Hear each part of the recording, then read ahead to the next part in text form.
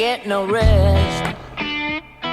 No, no, I've been down so long that my mind can't get no rest. No, no, this ain't easy, darling, 'cause the devil's on my trail. I've been running so long that my feet don't work no more. Oh yeah, I've been running so long that my feet don't work no more. Oh no, it ain't easy, darling, when the devil's on my trail. Oh yeah.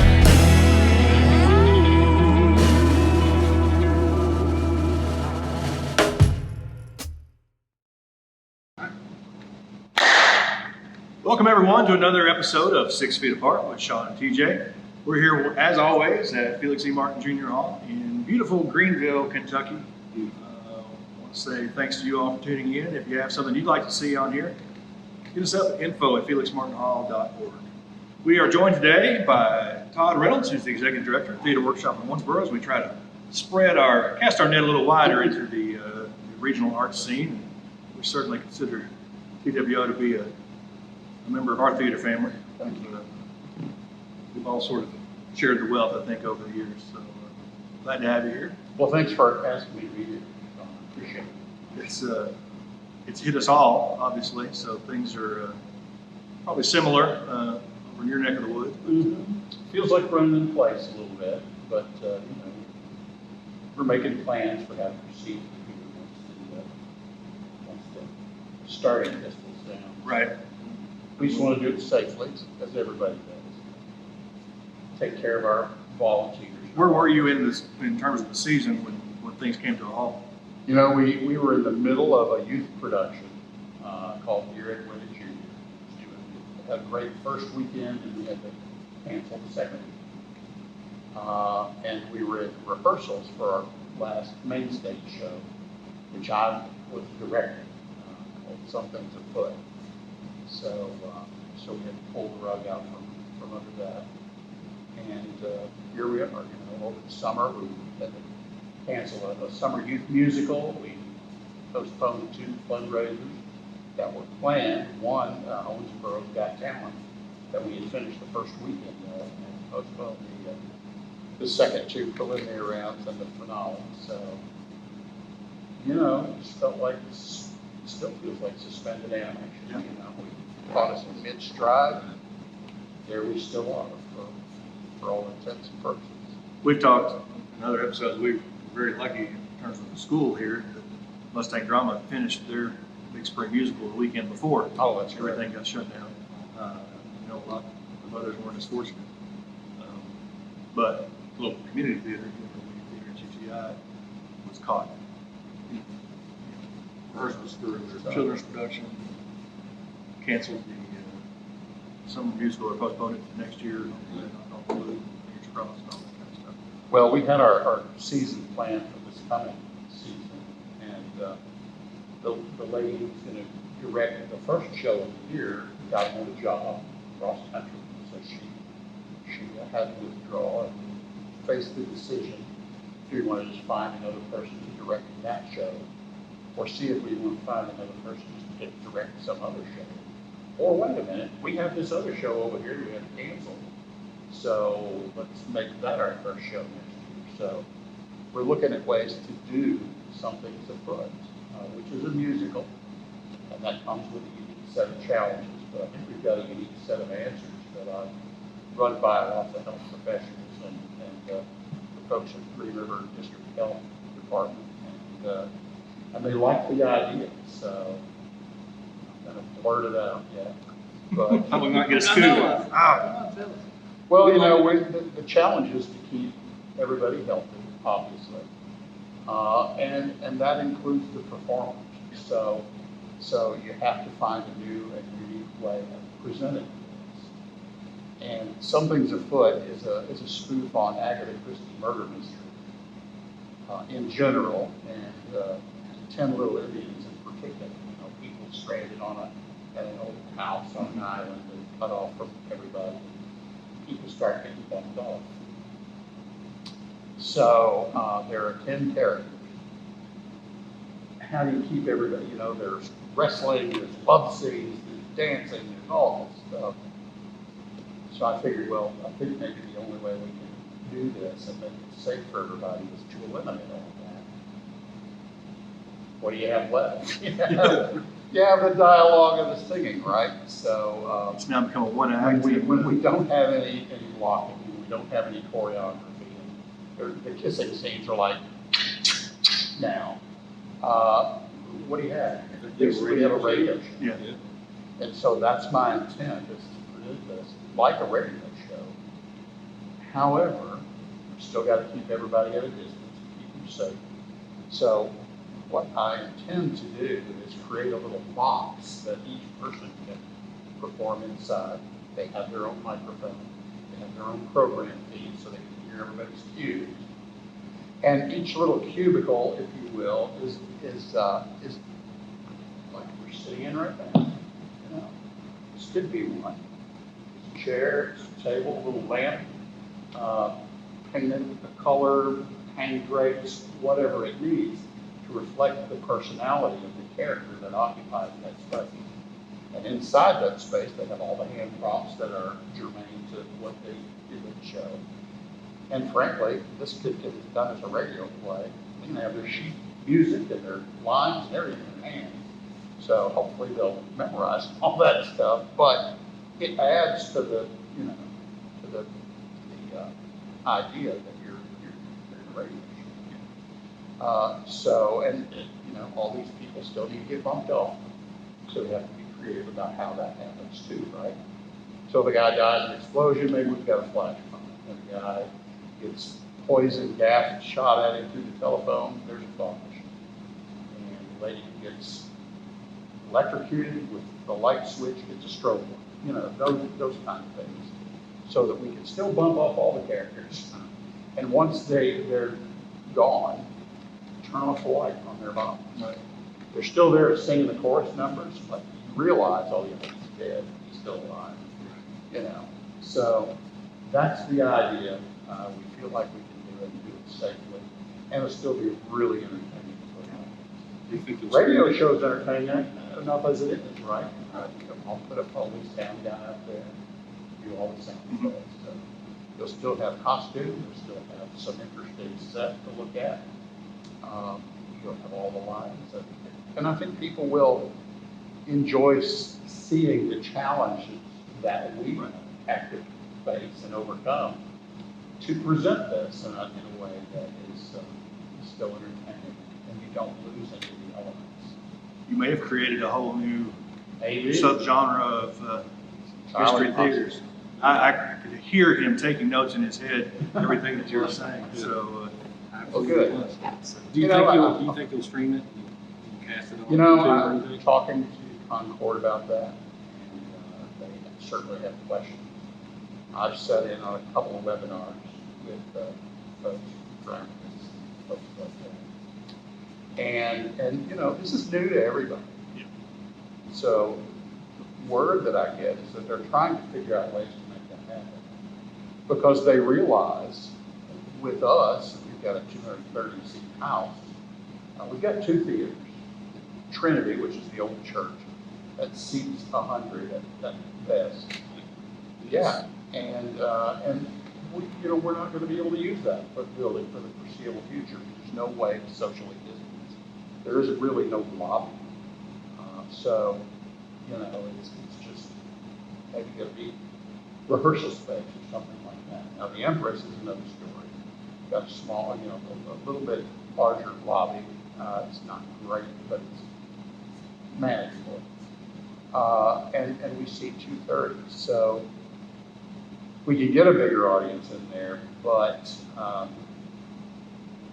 we're not going to get it 50% if we're going to maintain social distance. If every seated customer needs to be 6 feet apart, or every family group needs to be 6 feet apart, we figure we probably get 50 in there at a time. So the places like Concord and Dramatist, Pioneer, and all those guys, what they have to figure out is, if I can't sell but 50 tickets, how can I do it and still make a profit and stay in business? And they have to figure that out. I'm not making money, they're not making money off of it. So it behooves them to let us live stream. And I've got people working on that too. So you're not going to have to go out and buy a lot of camera equipment that we really couldn't afford at this point. So we've got somebody who's going to come in and do that. And we'll see what we've done. My understanding is that you can record it, but you can't put it through post-production editing. If you could do a 2-camera array and switch cameras on the fly, that's great, but you can't go back and do that after the fact. So that's the one. We got a solution for it. We can talk afterwards. Okay. I think that is the first usage of the word behooves during our episode. Absolutely. Oh, good. I don't know what you meant for that, but it's, we've gone around here in the house and tried to figure out, if each person comes in individually, we can't put 60 people in here and we Right, seat 782. Yeah. But if they come in groups of 2, 3, 4, or 6, we can get between 250 and 300 probably, which is still not 50% capacity. That's the only way to do that. It's going to be tough for us. It's smaller venues, be a challenge. So we're having to think outside the box. We have a pretty robust children's program too. And so you have to figure out, since we don't have the capacity to utilize both buildings, now what? Just normally, we've got a kid show in one and a regular show in the other. Just keep going back and forth. So Another at the mall and the old abandoned building. Right, well, so, Been there, done that. We're trying to, be creative about ways we can do our children's productions. And we're thinking online, some virtual performances, some outdoor stuff. So we got to keep those little guys engaged because they're missing it. Yeah. I hear it every day. Gosh, I can't wait to get back in there. I can't wait to have them. If they're not in the school, they're not in the theater, they're not in Right. the ball fields, they're not anywhere. Yeah. It's Crazy times. But I applaud your creativity in trying to find ways to keep things going. And you've already started some creative things with the cabaret Oh, yeah. shows that you're doing, which have been a mainstay for the last few years there on Yeah. Tuesday nights, the first of the month. Yeah, we love Cabaret, and we performed there several times. Always a pleasure to hear you sing. You want to do anything? Yeah, that's Okay. And Don't mask.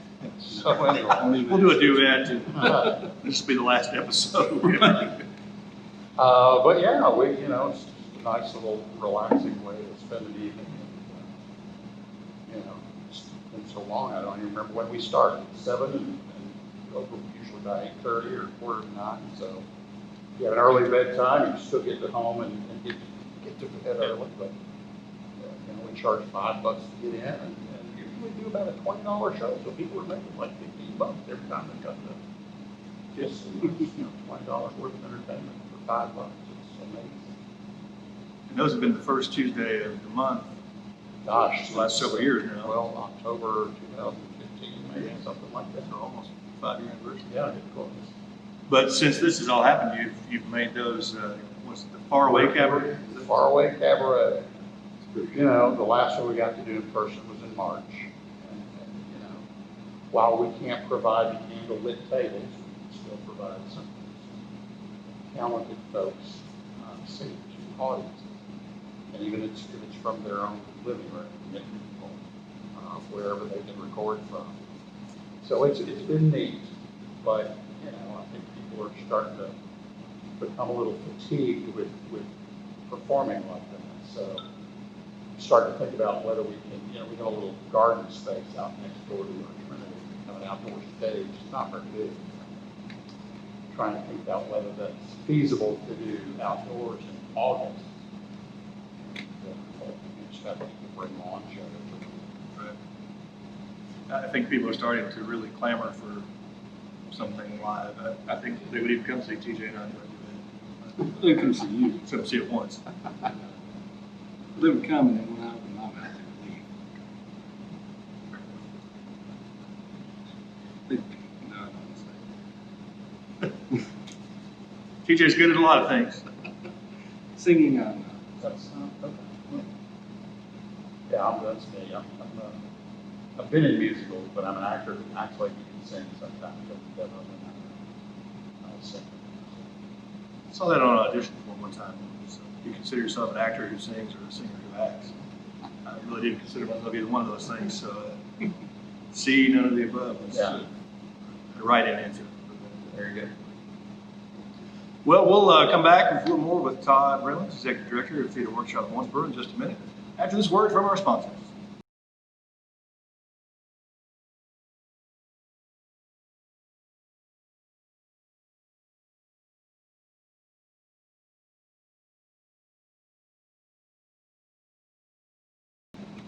Welcome back to 6 Feet Apart with Sean and TJ. Thanks again to our sponsors here at Felix E. Martin Junior Hall for all their support over the years. They've been supportive even during these trying times. Our guest today, just tuning in, is the Executive Director of Theater Workshop in Owensboro, Mr. Todd Reynolds. And we've talked a little bit about what's coming up and the impact of what's going on has had there at TWO. What some of your plans are. We want to go into a little more detail about the season ahead, hopefully.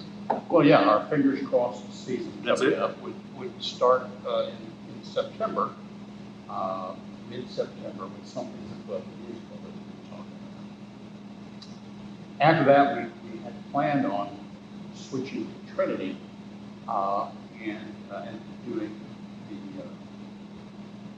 the lady and then switch back to Empress with the Christmas story. Every Christmas we have, so the Lady in Black and the Sun Right, show. It's another spooky story. Right. The Haunting of Hill House. Sorry. Okay, I was getting really excited because I saw that and it was fantastic. Okay. I was excited to see it. It's a terrific two-man show, but now I'm talking about a show that we did 12 years ago. So the show we intend to do is The Haunting of Hill House. So that's going to be a lot of fun too. And, At Trinity? it's supposed to be at Trinity, but I don't still see how we can make that happen. So we're either going to try and do it at the Empress, or we may find another way to do it, maybe at the local park or something like that. It's a shame because Trinity's got It's such perfect for it, atmosphere for Right. haunting of anything. Gothic architecture. It's a wonderful space, regardless of what you're doing. But it really lends itself to those kind of shows. Dracula. I mean, you can even put a log cabin on stage, it still works out fine. It does. It does indeed. Works out well. Yeah. So, A Christmas Story is after that, and we're supposed to come back to Trinity for one evening at the Rainbow Bar and Grill in the spring. Well, anybody who's seen your Jeep driving around knows you're a big Detroit Tigers fan Oh yeah. and baseball fan in general. And, Yep, that paid for me. So, finished dead last in baseball last year. Listen, I'm a Reds fan. So So good. I Well, know you've exactly had what some you're talking troubles, but you're on the big upswing. That's good talent in the Reds now. We're still in first place. Yeah. Well, so are the Tigers. But the good thing is they came out of that with the first round draft pick. Got Spencer Torkelson. So he's a generational type hitter, is what I'm hearing. So that's exciting. All of our excitement is down on the farm. Yeah. And so that's something to look forward to. But hey, I've been in it for the long haul. I became a Tiger fan from watching the 1968 World Series. And I was rooting for the Tigers. All my friends were rooting for the Cardinals. And when the Cardinals had them down 3-1, they were like, "Dad, do you want to be a Cardinal fan?" I'm like, "Oh." To be contrary, probably. But then the Tigers came back. And that deficit and won the rest of the games. Took the series, and I felt like a dang genius. So I've been a Tiger fan ever since. In fact, when I turned 60, the Tiger logo tattooed right there for my 50th anniversary as a Tiger fan. Nice. So we've seen our, some highs, and we've seen a lot of lows in that time. Hey, that's what real fans do, right? They see, It's the one game I saw at the old Tiger Stadium. I think I told you, I didn't see much of anything, or a friend of ours didn't, because he was behind the pole in the opposite seats. So thought he got something good when he picked up his ticket. He said, "Opposite, what's that?" That's the restricted view. Yeah, it is. But what a great old park. I saw a few games there. You got to take a tour. And you think about the guys who played there, like Ty Cobb. Great old stadium. So you're a baseball fan, played football in school, I think? Yeah, all that's a long time ago. I coached baseball and football for a lot of years too. Did one season of basketball. Thought, I need some time off. Let me drop basketball. But I enjoy all of it. The theater was never on the horizon then. Not in my younger days. I was my first show I was in kindergarten, and of course they made us do that. And then in grade school, all of our classes, each class put on a show every year for the rest of the school. They made us do that. I wasn't a huge fan, and it actually wasn't until I was graduating from high school that I went to see a show and thought, wow, this is cool. You get involved. So The rest, as they say, is history. here I am. Yeah. Well, I mean, we say right here, theater and marching band are the ultimate team sports, so Absolutely. it sort of makes sense. Well, you learn a lot from the theater, and like I said, I coached football and baseball, and not every kid plays football or baseball. And the really neat thing is that you can take the same lessons from the arts and something like that. You learn about teamwork and working to deadlines and improvisation when things don't go the way you hope they will. My band instructor, Joe Allen, would always, he and Coach Hopper were good friends. He would always go and watch practices. Yeah. Just sit and take notes on coaching for marching band. Very similar. Really is. One of the things that I first did when I got into the executive director position is to write letters, but send a message to a lot of the kids that I had worked with over the years. And I said, don't write the great American novel, but tell me in a few words what theater has meant to your life, what kind of impact has it had. And I wrote to 30, maybe 40 kids. And a lot of times when you do something like that, you expect maybe a 10, 15% return. I got like an 80% return. And they were all saying those things, the things that I learned from being involved with theater, I use every day.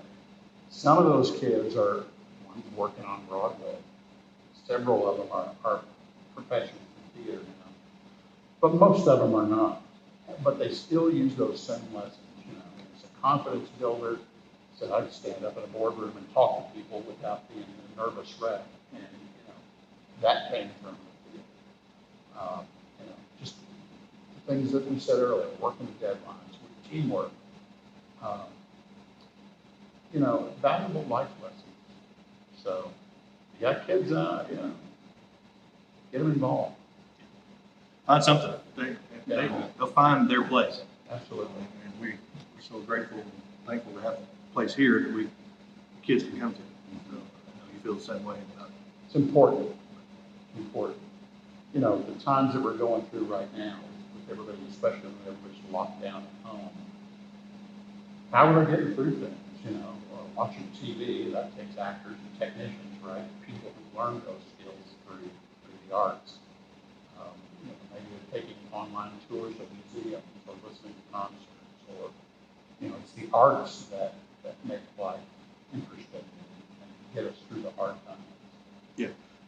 As all this has gone on, and of course, Facebook is a wasteland that I probably spend too much. I know I spend too much time on it. Most of it's negative.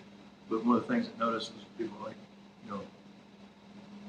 let's really focus on the essential workers right now and paying attention to the actors and all these different things. And I thought, don't get me wrong, the essential workers, God bless them, and medical professionals, and emergency workers, first responders, and bank tellers, and all those things that have been vitally important during all this time.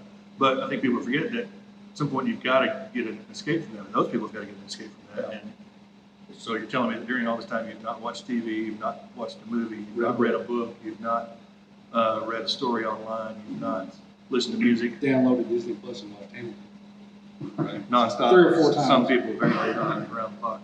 And I have to say, as much as I miss baseball, you sign a guy for $40 million a year. Is he an essential worker? I miss it, but I can live without it. Yeah. But I can't live without those people who stock the shelves in the grocery stores, and people who are working in the hospitals, and people who drive ambulances, people who are picking up garbage for us. The truck drivers, Absolutely. the railway workers, all those things. And it makes you look at those things and kind of reevaluate what's important. And at the same time, it has reinforced the importance of the arts to Absolutely. have that escape and to give us some relief from the craziness that abounds. People want to find out more about Theater Workshop. Where do they go? What do they do? Well, we've got a website. We've got updated, but it's theaterworkshop.org. They can find us on Facebook. 2 pages, one for Theater Workshops where most of our content goes. We've got another one for the Empress Theater when we have things over there. We jump on the newspaper every once in a while when we got something to talk about. Normally send out a newsletter. They can email us at information@theaterworkshop.org. Be sure to spell theater, Theatre, The right way. Well, not go to the right place. And ask what we've got going on. Ask how you can volunteer. We've been featuring our volunteers every day on Facebook since May the 1st, and we've just touched the tip of the iceberg. It takes a village. I was going to say it truly takes a village and then some. So that's what we're here for. That's the word community theater. That's what it's about. It's not an exclusive club. Our mission is to create a role for everyone. And that might be as an audience member, but it might be somebody who seats the audience members or works backstage, or folks think about the actors because that's who they see. But there's a lot more people involved than just that. So. The 2 main facilities that you have there downtown weren't always stage theaters. No. You've got some great history. Well, Trinity Center started out as Trinity Episcopal Church in 1875. They moved at some point in the late 60s, I think. It was a Boys and Girls Club for a while. When I first got to the theater in 1976, they were sharing that space with other groups or renting it out for weddings and stuff like that. The city had it. But the city saw that we had been around for a while. We're a viable group and always looking for a place to perform. And said, here you go, take this building, you maintain it. God bless you. Go your way. Do good works. And so that's been our main home since then. And it's a neat old building, as you pointed out. Gothic, the oldest example of Gothic architecture in this part of the country. So it's beauty. And then our other space, which we bought a few years back, started life as a movie theater in 1912. In fact, the first thing they showed on the screen there was 1912 World Series. Really? Yeah, pretty cool, huh? That is cool. So it was a movie theater for a long time. I saw Jaws there. A lot of people would know it was the Malco when I started going there. It started off as the Bleach Theater. That was the guy's name, L-I-E-C-H. Then it was he opened another theater, named it the Bleach, changed the Empress, his name to the Empress. So we bought it from Goldie Payne. We ran Goldie's best little opera house in Kentucky there for many years, wildly successful. Just a wonderful venue for her concerts and shows that she did. And Goldie decided she was going to retire and offered it to us. And the city said, hey, why don't you guys buy it? We were like, all right. So we did. And we spent the last several years renovating it because it was in kind of dire straits as far as structural integrity. And so we put a lot of time and money into that, had a lot of support from various groups in town, both individuals and organizations and foundations, and the hospital, and the city and county. And it's a group effort. We brought that place back to life and it should last another 100 years. So The fact that it's right around the corner from Trinity. it is, That's a yeah, great they're little an easy bonus. walk, one from the other. Yes. So, I know as I was working on shows and I would need this drill or this piece or whatever, I was always in the wrong building to get that. So I spent a lot of time going back and at least forth. it wasn't across town. Exactly. So that was a welcome fact that I didn't have too far to go to get what I forgot the last time I was there. So, well, we encourage people to visit Theater Workshop on the web, as they say, and find out what's going on. And hopefully something will be going on soon. Yeah.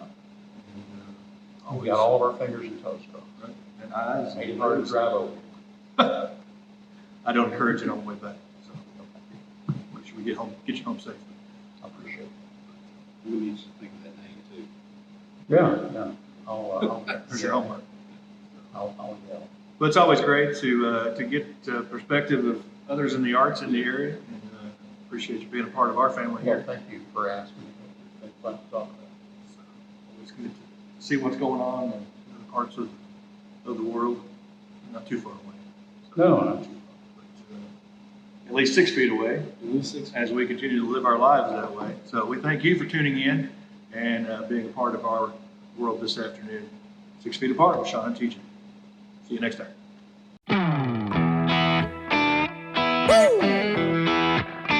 All right. Well, I've been down so long that my mind can't get no rest.